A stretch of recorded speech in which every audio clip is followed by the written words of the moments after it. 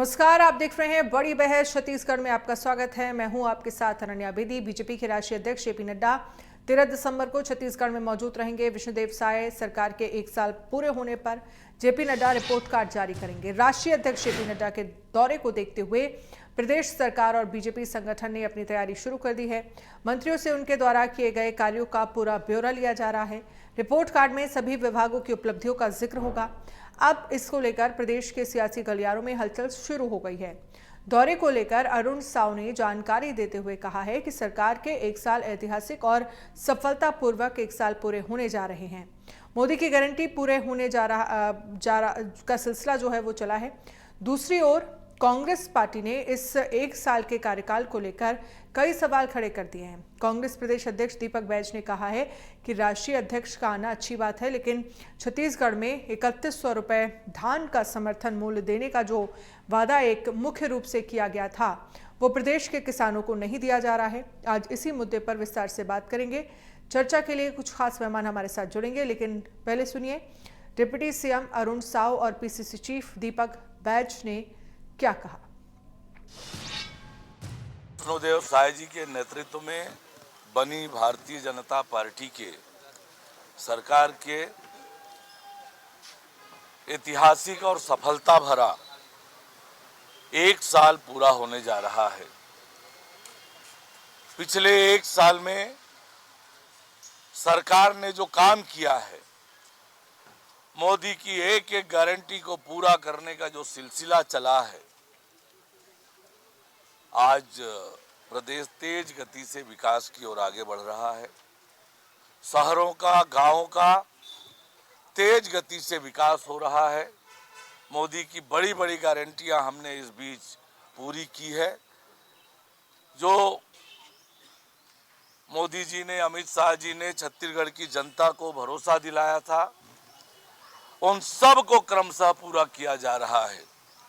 चाहे किसानों से किए हुए वायदे का बात करें, माता और बहनों से किए हुए वायदे की बात करें, युवाओं से किए हुए वायदों की बात करें, और हर वर्ग के इच्छा और आकांक्षाओं को पूरा करने का काम, मोदी की एक एक गारंटी को पूरा करने का काम हमारी सरकार कर रही है। शायद छत्तीसगढ़ की वर्तमान स्थिति को देख के मुझे लगता है आंखों में पट्टी बांध लिए है। बलौदा बाजार जलता है, क्या यही सुशासन है? अधिकारी एक दूसरे के ऊपर एफआईआर कर रहे हैं। तहसीलदार टीआई और तहसीलदार के बीच में मारपीट हो रही है, क्या यही सुशासन है? एसडीएम को दौड़ा दौड़ा कर जनता मार रही है, यही सुशासन है? तहसीलदार को जनता दौड़ा दौड़ा कर पीट रही है, यही सुशासन है? और गली गली शराब बिक रहा, यही सुशासन है? और लगातार अपराध बढ़ रही है, क्या यही सुशासन है? भ्रष्टाचार चरम पर है, क्या यही सुशासन है? अगर यही सुशासन है 1 साल के अंदर, तो फिर इस सरकार को बधाई।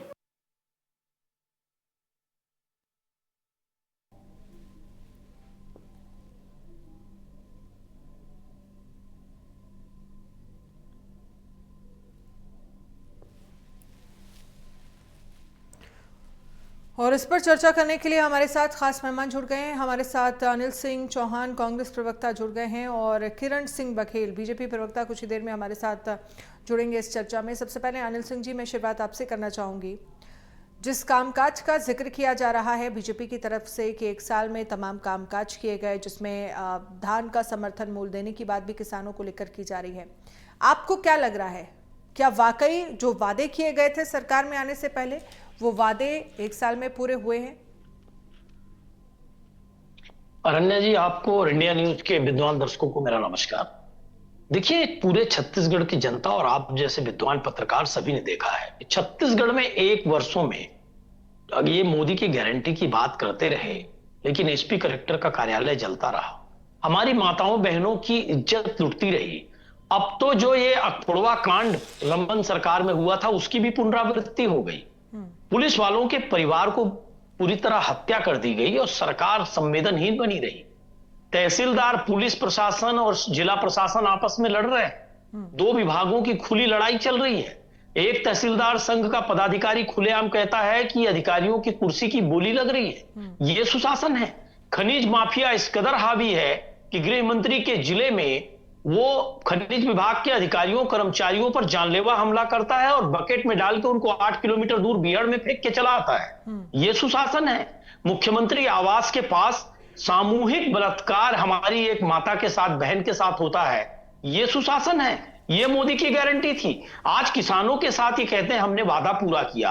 किसानों को इन्होंने कहा था हम एकमुश्त राशि देंगे, एक किसान को एकमुश्त राशि नहीं मिली। 117 रुपए जो केंद्र सरकार से बढ़ाए गए वो भी नहीं दिया जा रहा है। और भाजपा के नेता कह रहे हैं 5 साल जो 7% की वृद्धि होगी वो नहीं देंगे।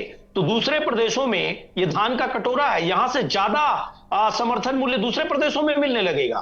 तो ये भारतीय जनता पार्टी हर वर्ग के साथ सिर्फ और सिर्फ धोखेबाजी का काम कर रही है। राजीव गांधी युवा मितान क्लब बंद कर दिए गए, गोधन न्याय योजना बंद कर दी गई, बेरोजगारी भत्ता बंद कर दिया गया। आप देखिए गोधन न्याय योजना थी उसमें जिस तरह से लाखों की संख्या में महिलाएं स्व सहायता समूह के माध्यम से रीपा के जो रूरल इंडस्ट्रियल पार्क लगाए थे उसके माध्यम से रोजगार पा रही थी, उन लाखों महिलाओं को बेरोजगार कर दिया गया। युवा मितान क्लब बंद कर दिया गया। एक वर्ष में एक भी सब्स्टिट्यूट नहीं दे पाए एससी जन कल्याणकारी योजनाओं का। स्वामी आत्मानंद स्कूलों को बंद कर दिया गया, उनकी व्यवस्था लचर हो गई।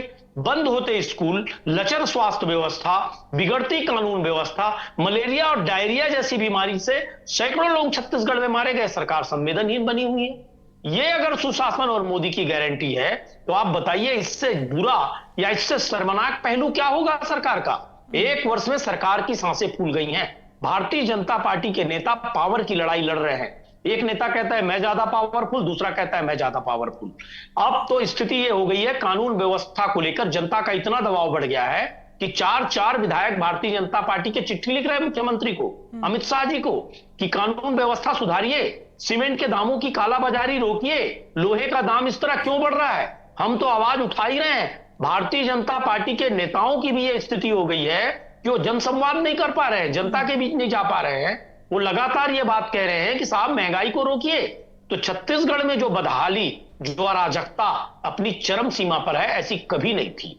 छत्तीसगढ़ में आज जनता पूरी तरह से भाजपा की सरकार से ऊब चुकी है। किरण सिंह जी, मैं चाहूंगी जो आरोप आपके ऊपर लगाए जा रहे हैं अनिल जी की तरफ से, उन पर आप जवाब दीजिए। और वो कह रहे हैं कि पावर की लड़ाई नेताओं में चल रही है छत्तीसगढ़ में। देखिए अनन्या जी, मैं अनिल जी को सुन रही थी तो कह रहे थे कि 1 साल में हमारी सरकार का दम फूल गया है, सांसें फूल गई हैं। तो बिल्कुल सांसें फूली हैं, लेकिन वो कांग्रेस पार्टी की सांसें फूली हैं तो कांग्रेस के नेताओं की कि किस प्रकार 1 साल के अंदर जो प्रमुख वादे भारतीय जनता पार्टी ने छत्तीसगढ़ की जनता से किए थे, एक के बाद एक पूरी कर रहे हैं।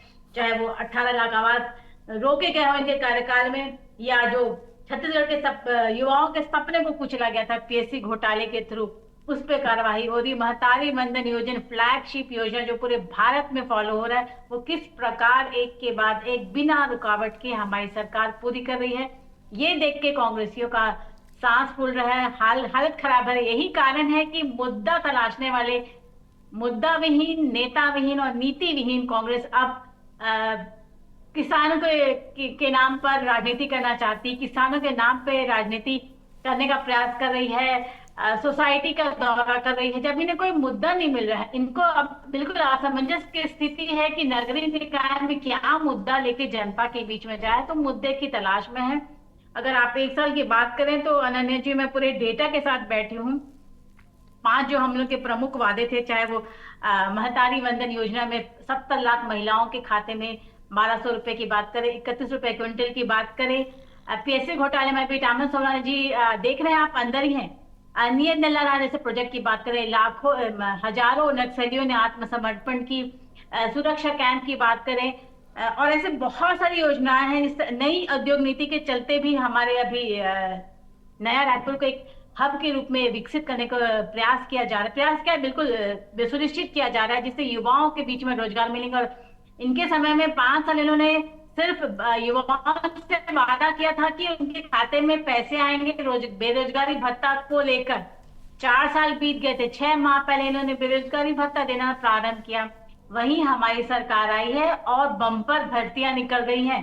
इनके समय की एसआईआई भर्ती जो रुकी हुई थी अनन्या जी, वो हमने पूरी कर दी और नई भर्ती प्रारंभ कर दी। तो ये किस बात से भाजपा के वो घेरने का प्रयास कर रहे हैं? मैं तो यही कह रही हूँ कि हमने जो कहा था वो तो कर ही रहे हैं, जो नहीं कहा था वो भी कर रहे हैं। जो सरकारी भर्तियों में युवाओं को 5 वर्ष की जो आयु सीमा की छूट दी, वो भी हमारी सरकार की देन है।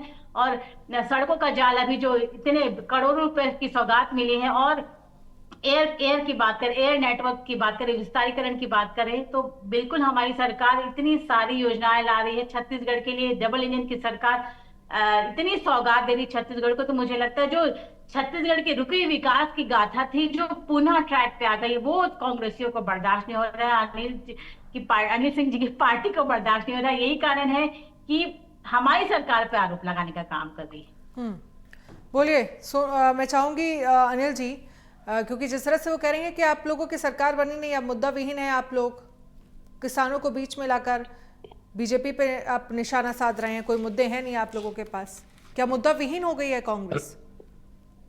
अरण्या जी, कांग्रेस तो मजबूत सशक्त विपक्ष की भूमिका में है, और ये बात सारे पत्रकारों से लेकर सारे बुद्धिजीवियों से लेकर आम जनता भी कह रही है कि हाँ, सरकार का दम फूल गया है और कांग्रेस लगातार घेरने का काम कर रही है। देखिए, यहाँ भारतीय जनता पार्टी की हमारी बहन विद्वान प्रवक्ता ने 2-3 अपने उल्लेखनीय बात की कि मोदी की गारंटी में हम किसानों को बोनस दे रहे हैं, किसानों की पूरी कीमत दे रहे हैं। अरे, आपने तो वादा किया था कि एकमुश्त राशि 3100 देंगे। एक भी किसान का नाम इंडिया न्यूज के लोकप्रिय चैनल पर आप बता दीजिए जिसको आपने 3100 दिया। और सबसे बड़ी बात यह है कि 3100 देने के बाद जो 117 रुपए केंद्र सरकार ने बढ़ाया, वो आप देने को तैयार नहीं है। और 117 रुपए अगर एक क्विंटल के पीछे देखते हैं तो दिखता है, अगर पूरे छत्तीसगढ़ के परिप्रेक्ष्य में देखा जाए तो 1900 करोड़ रुपए आप किसानों की जेब में डाका डालने का काम कर रहे हैं। महतारी वंदन में युवा मोर्चा की महिलाओं को आप 3-3 खातों में भुगतान कर रहे हैं, और जो बेचारी गरीब महिलाएं हैं वो वंचित है इस योजना से। आप दोबारा उसको स्टार्ट नहीं कर रहे हैं, रिन्यू नहीं कर रहे हैं कि कौन लोगों को जोड़ना है। जरूरतमंद हमारी माताएं बहनें इस योजना से वंचित हैं, उसमें आप लगातार स्कैम करने का काम कर रहे हो। एक ही महिला के 3 खातों में भुगतान कर रहे हो, वैसे कितने उदाहरण हैं। तो देखिए, चाहे लोहे के दाम हो, सीमेंट के दाम हो, सबसे बड़ी बात बिजली के दाम देख लीजिए आप, 17% की वृद्धि है एक वर्ष में। यह भारतीय जनता पार्टी की उपलब्धि है। तो भारतीय जनता पार्टी हर जगह, चाहे कानून व्यवस्था, स्वास्थ्य, शिक्षा, सभी जगह आप देख लीजिए पूरी तरह फेल है। और कांग्रेस ने मजबूती से सभी पक्षों को रखा है।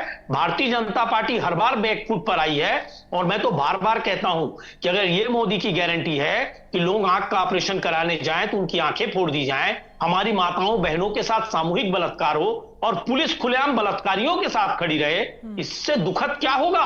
अगर ये मोदी की गारंटी है तो छत्तीसगढ़ की जनता समझ रही है कि किस तरह का छल भाजपा कर रही है। आज हमारे प्रदेश में जो धार्मिक और सामाजिक समरसता थी वो भी बिगड़ गई है। चारों तरफ नफरत और उन्माद का माहौल इन्होंने बना दिया है वोट की राजनीति करने के लिए। तो भारतीय जनता पार्टी ने न सिर्फ छत्तीसगढ़ के संसाधन लूटे हैं हसदेव अरण्य और दूसरे माध्यमों से, बल्कि हमारी समरसता, हमारा भाईचारा, हमारा आपसी प्रेम भी लूटने का काम किया है। ये भारतीय जनता पार्टी की 1 वर्ष की उपलब्धि है। बाकी इन्होंने छत्तीसगढ़ के हर वर्ग के साथ अन्याय किया है, हर वर्ग के साथ धोखा किया है, छल कपट किया है। बेरोजगारी भत्ते की बात करती है, जितना 5 वर्ष में रमन सिंह सरकार ने दिया था उतना हमने उससे ज्यादा 6 महीने में दे दिया, और इसका इनके पास कोई जवाब नहीं है। भाजपा सिर्फ खोखली बयानबाजी कर रही है। चलिए जवाब दीजिए किरण जी। अनिल जी, जनता ने हमारे 15 साल की विकास की नई गाथा लिखने वाली सरकार को भी परखा, बनाम 5 साल आपकी घोटालेबाज भ्रष्टाचार की सरकार को भी परखा।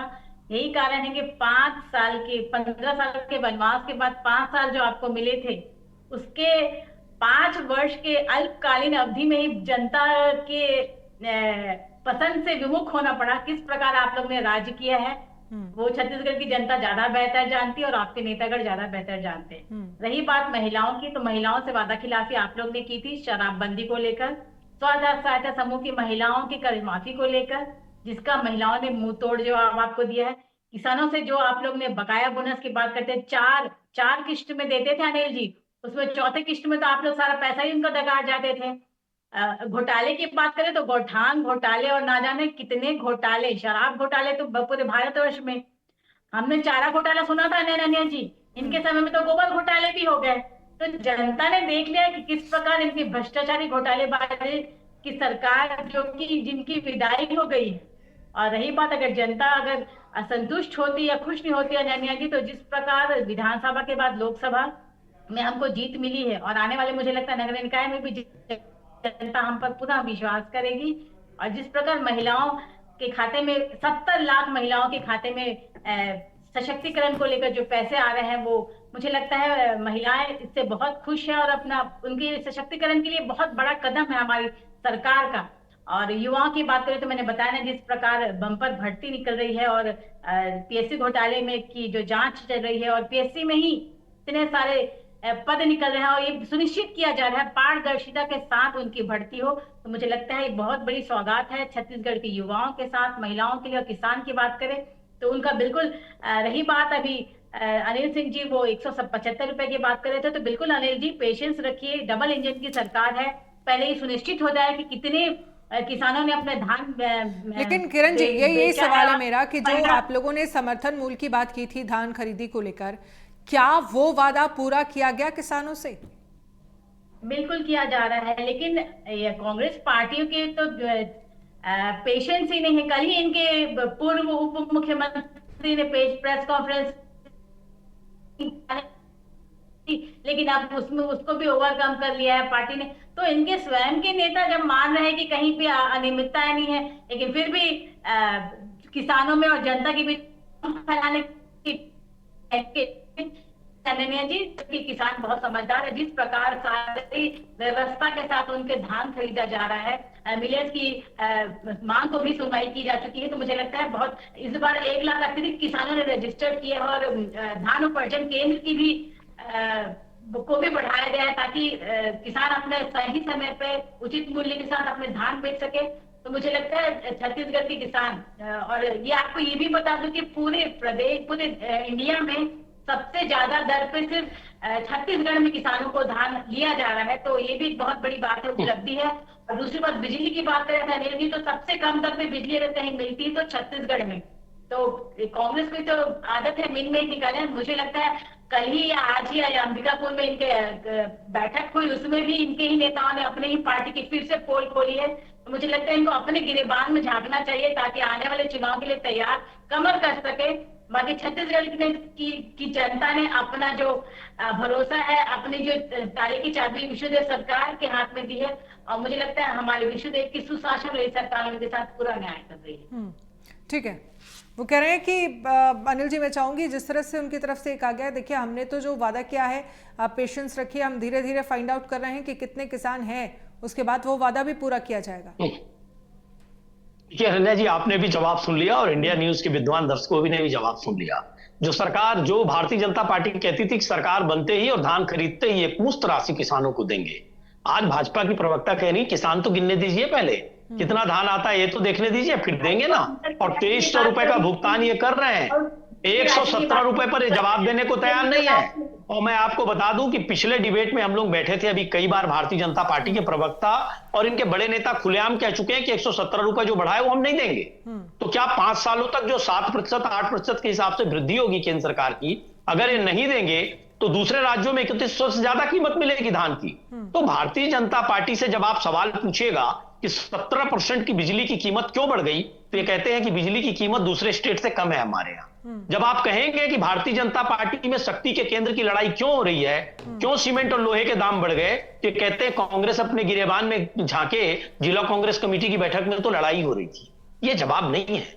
देखिए, सरकार का जो दायित्व है वो किसी पार्टी का चिन्ह छीन ले, उसके खाते सीज कर दे, उसके कार्यकर्ताओं पे लाठी चार्ज कर दे, उनको जब उन्हीं का एक नेता इंटरव्यू में कहे कि कांग्रेस को समीक्षा की जरूरत है लेकिन किसानों के साथ अन्याय हो रहा है, तो किसानों के साथ अन्याय इनको नहीं सुनाई देता, किसानों के साथ धोखाधड़ी इनको नहीं सुनाई देती। उर्वरक, खाद, बीज की जो एक कृत्रिम संकट पैदा किया जा रहा है, माफियाकरण किया जा रहा है, उस पर ये बात करने को तैयार नहीं होते। पहली लाइन पकड़ लेते हैं कि किसी कांग्रेस समीक्षा नहीं कर रही है, उन्हीं का नेता कह रहा है साहब हम तो समीक्षा कर रहे हैं और उसको इंप्लीमेंट भी कर रहे हैं, कांग्रेस अनवरत सुधार की ओर है।